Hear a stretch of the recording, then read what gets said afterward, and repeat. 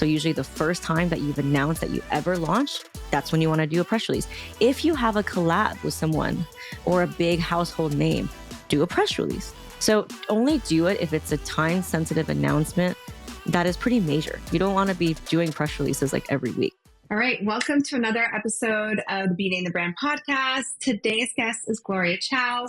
She's an award-winning PR strategist and host of the Small Business PR podcast, a former U.S. diplomat turned media powerhouse. Gloria helps founders land top-tier press like Oprah's Favorite Things, Forbes, New York Times, without connections, big budgets, or pay-to-play. Her proven pitching methods have generated over 1 billion organic views for small brands across beauty, wellness, and beyond. So excited to have you on here, Gloria. Welcome. Thank you for having me. I'm excited to dive into it. Let's do it. So, all right. So tell me a little bit more about, we're going to dive right into it. So PR right now, traditional media, it's a little broken right now, with publications coming together or closing or moving, shifting platforms and strategies. From your perspective, what has changed in the last 3 years when it comes to, founders getting visibility? Well, I think with every opportunity, there's going to be challenges and then there's going to be, Sure. opportunities. So I would say there's no better time right now to get featured, especially as a product, because what we're seeing is a lot of those like longer form, like founders features is getting less and less. But those shopping roundups, those product placements, consumer lists, like those will always be churned out every single year on Evergreen. And so I always say, like, it doesn't matter how early you are as a founder, you should put your name in the hat. There's at least 1 or 10 gift guides and shopping roundups you should get featured in. And there's no better marketing activity because you don't own your social media. It can get hacked, banned, restricted, right? Ads you have to keep paying for. PR, organic PR, not the scammy DMs that you get for some random thing. I mean, like organic PR gives you backlinks, it gives you SEO, gives you that traffic, sales, and credibility. So it's the one thing that can check all of those boxes all at once. I love that. Basically, paid versus earned. I'm always pro-earned Yes. PR. And so then with all of majority of platforms, if not all of them now being like a pay-to-play type of situation, how are your clients still breaking through organically, or do you advise them that they all have like an affiliate links? I don't really think like pay to play necessarily means like affiliate. I still think there's so many organic things. So like all of my clients, I'm only advocating for organic earned. And yes, like Dotdash Meredith and some of the big publishers will want to have an affiliate link, but I don't really think it's pay to play. It's more of a win-win. So unlike traditional advertising where there's no guaranteed ROI and you're just bringing eyeballs, those affiliate links, you're only paying them if they actually make a sale by publishing you. So Right. technically, I don't think it's pay to play. I still think it's earned. It still has amazing SEO, but we have people in our program who have never paid a penny and they get featured, right? So it's not all publications are. And don't forget, you have your local TV as well. You have radio, you have podcasts, which are amazing too. So earned media, there's still a big opportunity for earned media at every level. But are there certain like platforms that you advise that your founders become a part of, like whether it be share a sale, which now has been bought out, but like a reversion or share a sale or anything like that? Yeah. So, if you're on Amazon has their own affiliate links, same thing with Etsy and Shopify, but there are many others like AWin, there's like you said, share a sale, there's skim links, and it doesn't really matter which one you're on, more that you have one. And you can also ask the editor or the editor and the journalist, like, here are the platforms that I'm on, like which ones do you use? But I will say they don't care really which one, more that you have one. And I know this because we bring actually the top 1% of journalists from these publications that do gift guides, and they all say, just you can put it in your pitch email, but it's not a requirement for all publications. Okay. And then what would you say now is helping pitches stand out? Especially as there's like fewer editors to pitch to, and everyone's sort of like fighting to get, their word out there. Yeah. So there are a few editors, but the stories are still being churned out, right? Our attention span less and less and less. So it just means that the content frequency has been dialed up. So it doesn't mean that there's necessarily like less room to play. It's just maybe fewer writers churning out more content. And the good thing about that is that if you are an independent brand, if you do meet a journalist, they probably happen to freelance for many different outlets. That's a good Mm-hmm. thing because it means, Yeah. now you can get on different things. So here's a funny story. I've actually never worked a day in my life at any PR or marketing agency. I was the outsider. I was literally Googling newsroom, New York Times operator, and I had to pick up the phone and started cold calling, cold pitching with zero connections. And just from being rejected thousands of times, I started to pick up on a pattern on when somebody would say, "Oh, tell me more." Right. And I put it into my CPR framework, which is proprietary, and I teach it to founders all around the world. And it's the anatomy of the pitch. But let's zoom out a little bit. As founders, we know how to market our brand. We know the benefits and features, but the journalist is not going to buy from you. So we need to not talk to the journalist like they're our customer. Do you know what I mean? So instead of pitching benefits and features, we need to just like position it a little bit differently. And what I mean by this is you need to position it in terms of the relevance, the season, the trend. If you're in beauty, you're not going to pitch something really heavy and oily in the summertime, right? Is there some TikTok trend about gua sha tools or whatever that you want to be able to ride the waves of that? And that's always changing. So be a good steward of the news. See what celebrities are doing. I'll give you an example. Like for bridal, Sophia Richie had a wedding and she was iconic and she kind of did the whole minimalist bride vibe, right? And so the makeup and the way that it was done was like everybody was talking about it. So what's happening now? Monitor that. That is what you want to pitch with. I Mm. always say there's no such thing as a newsworthy person, company, or brand. There really isn't, but there is such a thing as a relevant pitch. And so you want to have a relevant and specific pitch when pitching to the journalist. And I can go into the details about what the CPR method is, but it's just a way for you to pitch the person on the other side who maybe have never heard of you and get a yes, tell me more. Because that's what we're doing. We're not writing the story for them, right? That's a contributor Mm. article. We're just telling them who this is for, why this is perfect for what consumers are already looking for this season, and a little bit more about your product and maybe the specifics on the price, how it's shipped, if you have any samples to send, and if you have an affiliate link. And do you find that, you know, that can get a little bit lengthy, or do you find that like length doesn't really matter, or do you like to do like a short pitch up front and then a follow up that's a little bit longer? Yeah. Length absolutely matters. And that's why the CPR method works. Because the thing is like most founders just start off writing this whole thing and then it gets really long and unpublished biography, right? That is a turnoff. So how do we quickly get the journalist's attention? And I have a full free PR training that goes into this. So you can check it out at gloriachoupr.com/masterclass. But really quickly, CPR stands for credibility, point of view, and relevance. And you want to have that in the pitch. So let's talk about an email, right? PR is really two things. It's writing a relevant pitch and sending it to the right person. And if you can put that two and two together, you can create a system in your business. So let's talk about the first part, which is writing a relevant pitch. What do you put in the subject line? It's not going to be your name, your company, or the word pitch. It's going to be something very concise. For example, samples available, 3 best microcurrent tools under $200. Do you see how that's specific? It reads like a story. Now let's talk about the email. Do not start the email with pleasantries about the weather.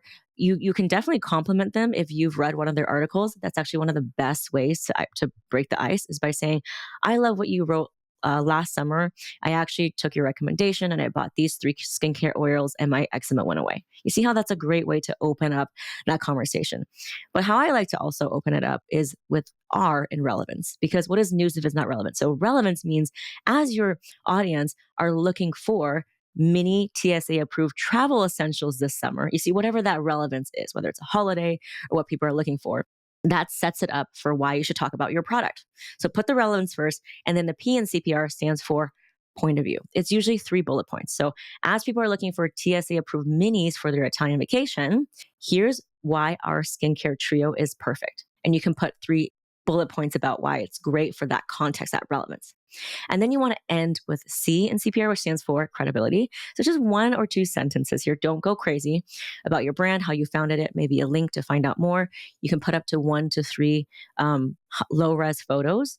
Do not make any attachments. It's going to trigger the spam filter. And you want to put in if you won any awards, why, if it's certified clean, if it's a fan favorite, if you've been featured anywhere, and put a hyperlink on how they can find out more about you guys. But you always want to put a couple things. You always want to put the price point of whatever it is you're pitching, whether it's a single or a bundle item. You want to put where they can find it. Is it on Amazon? Is it on Nordstrom's? Is it only on your website? And then you want to know like the shipping. Is it made to order? Is it shipping only in the US? And the price point. And then offer a sample if you have. And if you have an affiliate link with it, skim links or ShareSell, any of those, put that in there. And that there you have it. That's kind of the anatomy of what makes a pitch golden enough for a journalist to take it and run with it. And do you find that like, so obviously if someone were to follow that methodology, they'll be, more successful to break through the noise. Are there mistakes that you find that a lot of times your founders or members are making when they're first trying to pitch media? Yeah. So the first thing is not selecting the right journalist. So remember I talked about you gotta send the good pitch and send it to the right person. So you're not going to send someone who writes consumer electronics, a beauty product, right? So you need to figure out who those journalists are. And I'm glad you asked the question because that brings me to the second part of how to do PR, which is how do you find the right journalists who are writing about beauty? So, in my program, we have a database of over 150,000 journalists, but you can start to do this on your own. So the first tool I love is called perplexity.ai. It's a free tool. It's better than Google. It's an AI tool for web search. You can type into perplexity.ai, hey, I have this beauty products under $150 for this demographic. What are some of the magazines that commonly write shopping and product roundups featuring this type of product? Boom, it'll give you like all of them, right? And then you can keep prompting it. Well, who are the skincare and shopping and commerce editors at these outlets? So you want to look for someone with the name shopping, commerce, or beauty editor or writer. These are the people who are writing about beauty, but also in the position to recommend products to their audience. So that's usually a shopping writer or a commerce writer. And soon you can start to compile your own media list. So that's the first tool. The second tool is set up a Google News Alert, which is free, by the way. Again, you type in the Google search bar, Google News Alert, and it pings you every day of all of the digital articles being written about your keywords, whatever that could be, right? Could be vegan skincare, it could be eczema, whatever. And that way you can start to do two things. You can start to train your brain into thinking in terms of articles and stories, which is good. And then you can also open the article and click on the person's name and copy and paste the journalist and their email into an ever expanding database, which becomes your own database. So that's the second tool. So we've talked about Perplexity, we talked about Google News Alert. The third one are these journalist inquiry sites like Haro, Help a Reporter Out, and sourceofsources.com. And so these are things that you sign up for as a source. And every day you get tons of emails of journalists asking to interview XYZ person. Now, not all of them will be about beauty. Some of them are looking for finance people. That's fine. But they do have I'm writing a gift guide for under 150. And so just scan it every day. And if it fits, then, click press reply. You get featured very easily that way. That's the third one. And, the fourth one, which I just gave a training in my program, is Substack. Substack is a blogging platform. It is a gold mine of information. So many freelance beauty, shopping, product writers are on Substack, and they actually tell their subscribers first, before anyone, here is what I'm writing this week for Cosmo. Here is what I'm writing this week for Marie Claire. And they give you their personal email. They tell you exactly when the deadline is and what to send. And we have so many people in our program getting featured just like that, just by replying to the Substacks. Love Substack. And yes, it's a great source for a lot of writers, a lot of editors have gone to Substack. Yeah. It's almost like their own personal form of expression of writing where they can share, their point of view outside of the publications that they work for, which is cool. And they love featuring founders who actually say, hey, I follow your Substack and I saw that this week you're writing this, and they probably will prioritize you. Absolutely. Curious to know, are there any subject lines that are currently, opening better than others, or there's not really been a shift that you've noticed? So I have a whole training on subject line in my program, but basically what I said is if there's samples available, put samples avail. Right. You always want to put also the price point, because then that way they know, is it like a luxury gift or a stocking stuffer? So be very specific with your subject lines. I don't find that those gimmicky ones that's like, hey, Claire, something for you inside, those don't work. You're going to think it's spam.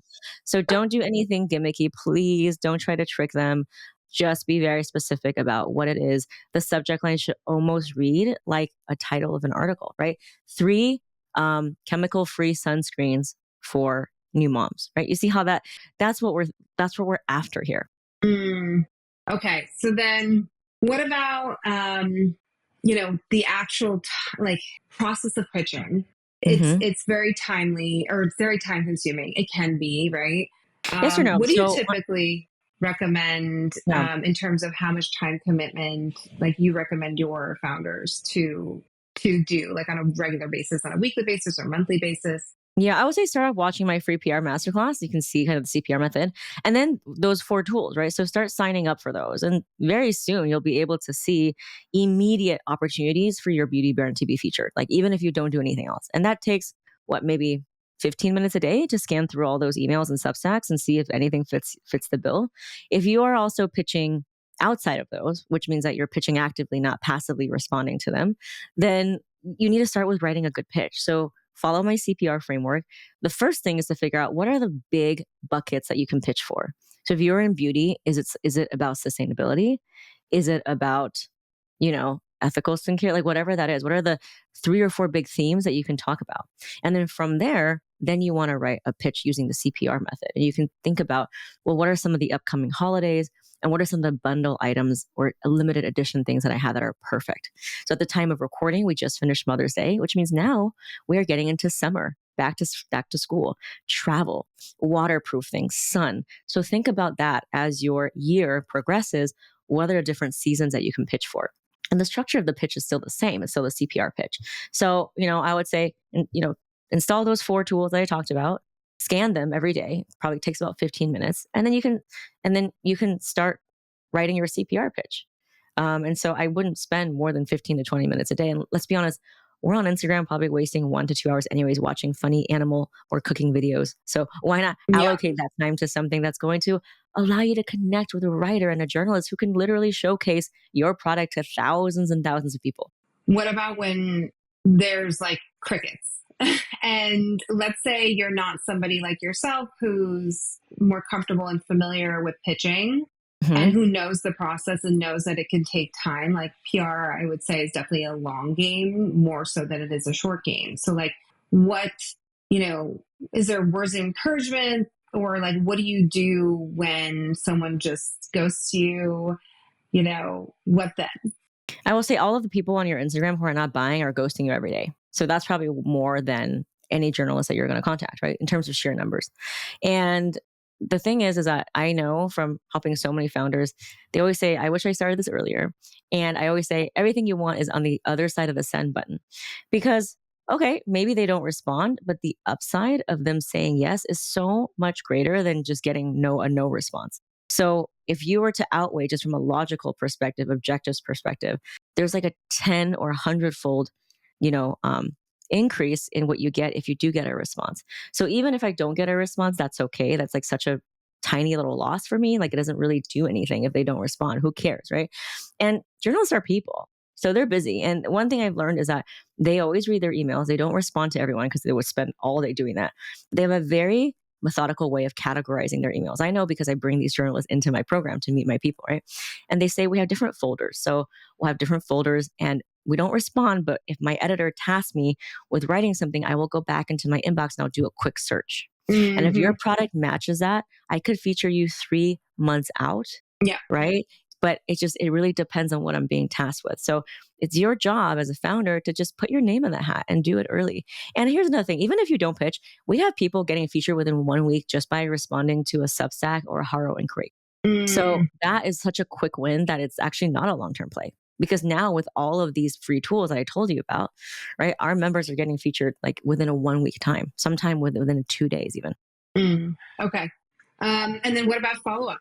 Are you are you recommending that um, those who are pitching do you recommend they follow up on a regular basis, like on a weekly No. basis or a monthly basis? How long should they follow up for before they? Yeah, follow up. It's all in the follow up because, a journalist might open your email and love it, and then oops, they're going to get something else or phone rings. So definitely do follow up. Here's one thing that I teach my students is don't send any emails until you get an email tracking software installed, and that way you can see if your email is actually being opened or not. If it's not being opened, we need to fix that first, right? It could be a deliverability or out of office issue. But if this tracker is telling you that your email is being opened multiple times, that's a good sign. It means that they like it. They just don't know where to put your story yet. So that's when you follow up and engage with their content. Hey, share their content, right? They're people. Tell them that, you've, sent people their Substack. So try to see how you can be of value for them too by consuming their content, sharing and engaging with their content. So that's kind of the first layer of effort. The second layer of effort in terms of follow up is instead of saying, hey, following up, which is like beating a dead horse, what you want to do is kind of refresh it a little bit and say, hey, I emailed you this last week. We're almost sold out of this SKU because people love it so much. I also see that Hailey Bieber did an Instagram live about her 3-step routine and used this ingredient. Therefore, this is like really relevant. Like, what do you? So you see Mm-hmm. how you're infusing something new, you're giving them an update. That's a great way to follow up instead of just Love be like, that. hey, following up. And I wouldn't follow up more than once a week for 3 weeks straight, right? So like wait a week and then follow up, wait a week and follow up. And I would say no more than 2 to 3 times follow up. And then pitch a new angle because again, time is evolving. We're never static. So after Mother's Day has passed, then you can pitch travel minis. After Mm-hmm. travel minis, then it's back to school. Then it becomes fall, then Halloween, then Thanksgiving. So there's Right. always a season and a reason. I always think of pitching kind of like a revolving baggage claim, right? There's bags coming out and it keeps getting revolved. Sometimes the bags will get picked up. Sometimes it takes a while, but sooner or later, every bag should be picked up, Yes, that's true. Eventually, something will get picked up. That's a good way of thinking about it. Okay, so with specifically with beauty and wellness founders, thinking of them, pitching themselves when they're starting out, do you recommend they start with, just podcasts at first, or is there like a certain order in which you like to recommend they go in, like podcasts upward to TV uh, Mm, yeah. or something I, else? I think it depends on what stage of business you're in and also like what you have bandwidth for, right? So like I think if your quickest thing is like I just want to make a couple sales right now, then I think the gift guide route is always going to be the best, right? Because it gets directly to Mm-hmm. your consumer. If you think about it this way, the buying intent of someone clicking on an article about the top 5 oils for postpartum skin, their buying intent when clicking on that is 10 times higher than anyone scrolling through your Instagram. Mm-hmm. I'm not clicking on the other article until mentioned. So I think it's always good to like just get into those articles, start to get the SEO. When you want to start to build up your thought leadership, right? We know that people want to buy because of the founder. And you need to really step out as a face of your brand. You really can't just be a faceless brand anymore. That's when you think about the podcast, the speaking. And that's when you stop talking so much about your product, but more about your view on the industry, how you're innovating, how you're contributing to values, what you're doing for tariffs. So that is a different type of PR, but it's just as powerful. But it's more about Mm. personal thought leadership. And then you might apply for some speaking things in your industry, right? Being on a panel, for example. So I think there's not really technically a chronological thing, but I do think a lot of people start with the gift guides, they get confident, and as their brand and vision and messaging becomes more clear, then the founder feels more confident to be on a podcast and be on a panel and be interviewed as an expert and not just the product. And do you find that your founders are, like super excited about a specific type of publication, or is it kind of all over the board? We have people getting featured everywhere from Well and Good and Refinery and Goop and Forbes and Cosmo. And I think it just depends on where your people at. But if it's a tier 1 media, so like all the ones that I mentioned is tier 1, I don't think that people are going to be like, well, I'm not going to get featured on Birdie. I'd rather be on Pop Sugar, right? Like I think it's all compounding, and the more the better, because that means that you're in more places. The SEO is going to push you higher in the domain search. You're going to be able to use those PR features for credibility. You can repurpose it into reels. You can put it on your sales page. And so I really think unlike ads, which like after you stop feeding the beast, the faucet runs dry, it's compounding. And so one feature Mm. leads to the next, to the next, to the next. And it's this beautiful snowball effect. And I love working with founders in the beginning, even when before they even have their first feature. And many of them have gone on to now be industry panel speakers at the most prestigious conferences where they used to have to buy a ticket. Now they're on stage. So it's really amazing to see the transformation and the arc of their story as they also get more confident in what they're doing and their story and how they tell it to the world. So, in regards to, let's go and dive deeper into gift guides. So, gift guides are something that our beauty wellness founders are always looking to get into. Of course, because everyone's trying to get into them. There's only so much space. Uh, what would you say are some of if you had like your top 3 tips for getting into, a gift guide, a listicle? What would those 3 tips be? Yeah, I would say there's so many like opportunities again for listicle because as we gear up for the holiday gift guide season, and by the way, getting into a gift guide is not just Q4. I mean, it is all year round. It's Yeah. self care, it's Valentine's Hmm. Day, it's hot sauce days. So, like, don't think about just four, but even for just Q4, like one publication might publish like 30 different gift guides, and on each one, they might feature 20 different products. So just do the math, right? There are so many opportunities for gift guide, and they just keep churning them out because it's just like good and it's a win win. So I mean, the top 3 is one, like know when to pitch. So if you're doing print, I mean, like supermarket, like you're opening a magazine, that's usually 6 months out because it takes time. But for a lot of my people, they want to be in a digital one. So then there's an SEO backlink, right? And those could even be 4 to 6 weeks before the major holiday. So if you're pitching for something for Halloween, you want to start, working on it like end of August, beginning of September. If it's Q4, like around Christmas time, I would say like October is a beautiful time to start pitching.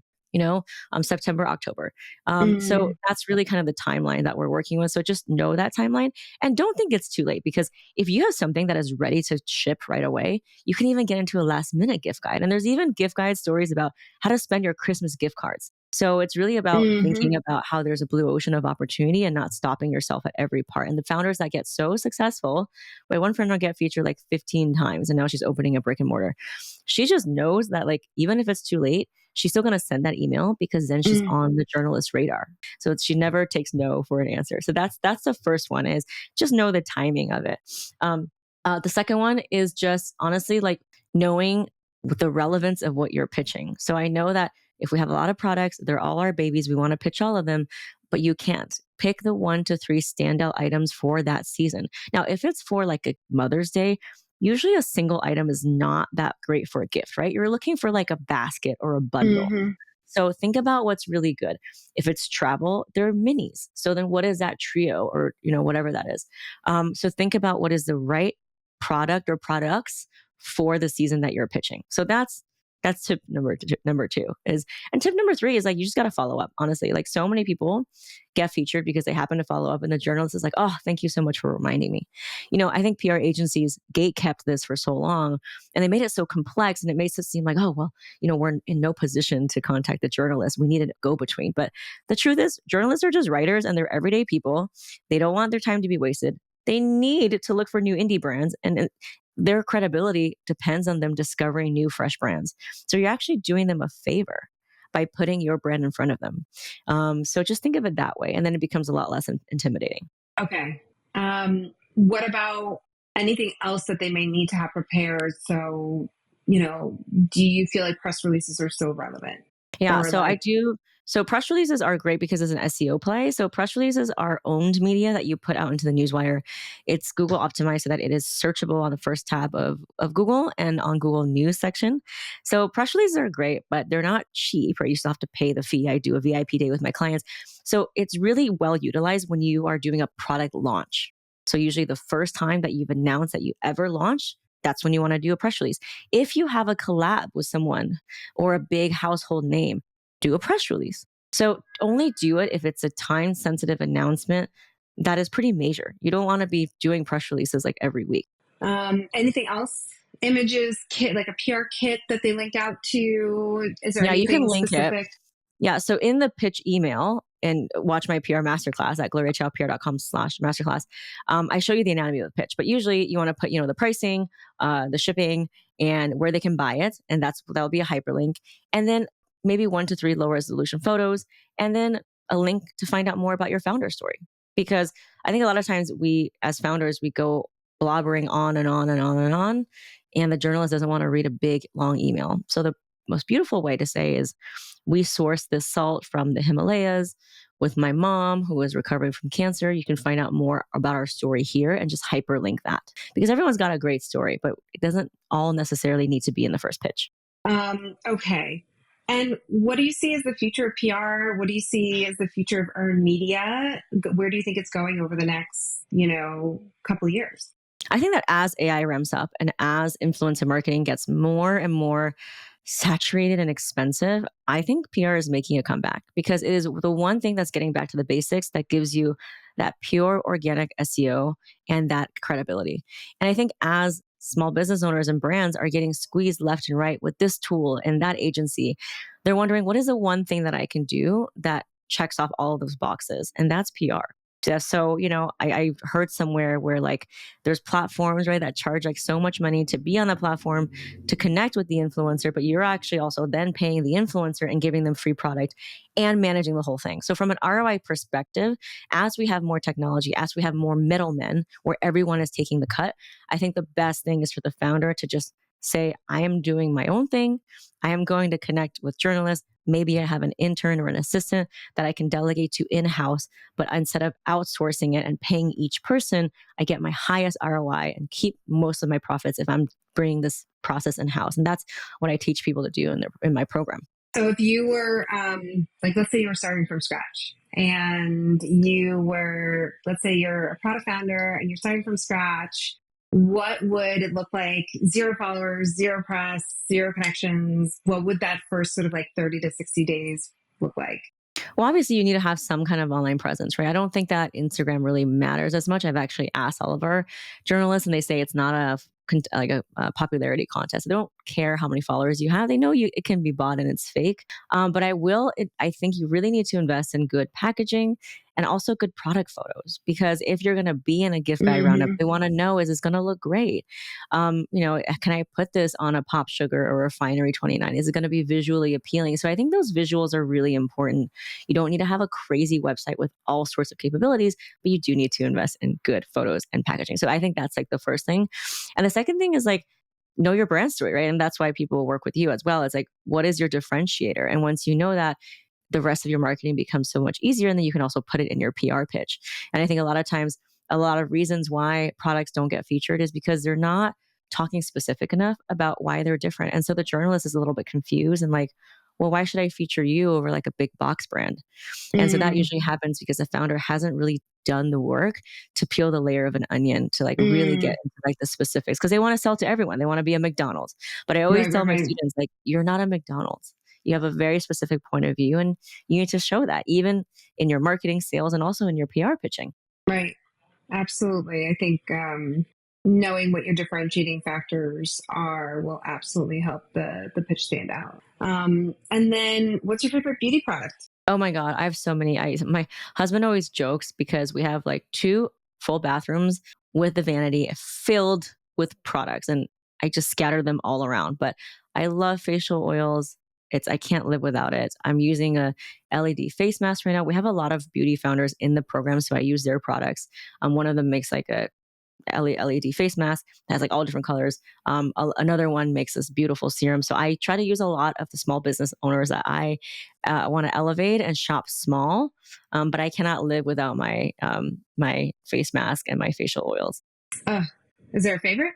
Well, the face mask is from Heirloom Beauty. It's a founder from Canada, and then Okay. we also have people making oils, like one is called Finny Root, one is called A La Glow, and then we have a Harlem real estate agent turned skincare founder. Her name is Kiba, so it's Body by Kiba, and she makes a range of like body butters and aromatherapy scents. So I also use her products as well. But there's just so many in it. We also have someone who makes hair care, and through like Ayurvedic approaches, and it's called Vama Wellness, and it's really good for hair loss, which I'm experiencing right now. And then also, have you heard of Creole Essence? They were on Shark Tank. Yes. And she's actually Yes. in my PR program. She's an amazing founder, and she sold, 50 million in products. So she makes amazing, just general scalp care products using like Haitian black castor oil. Yes. I'm very, very, very familiar. We've worked with like one of our colleagues has worked with them and launched the Amazing. brand. Oh, amazing. Yeah. Okay, amazing. Thank you, Gloria. This has been super enlightening. Where can people find you, Nice. and So how can they discover you and learn more? yeah, thank you for having me on. I mean, this is very easy, like actionable. I'm really hoping that anyone after this at least sign up for a Haro or a Substack or a source of sources. Like start getting those features. It's so much easier than you think, especially with the age of AI. You have no reason to not pitch. So you can find me on Instagram. I'm at Gloria Chou PR. I post a lot about my life. My radical opinions on things. So get ready for a ride. And then just watch my free PR masterclass, gloriachoupr.com/masterclass. And here's the thing, if you DM me the word beauty on Instagram, I will give you an additional pitching resource so that you can take your first stab at your first pitch. Awesome. Well, thank you. This has been great. And until the next episode of the Be the Brand podcast, we'll see you then. Bye, everyone.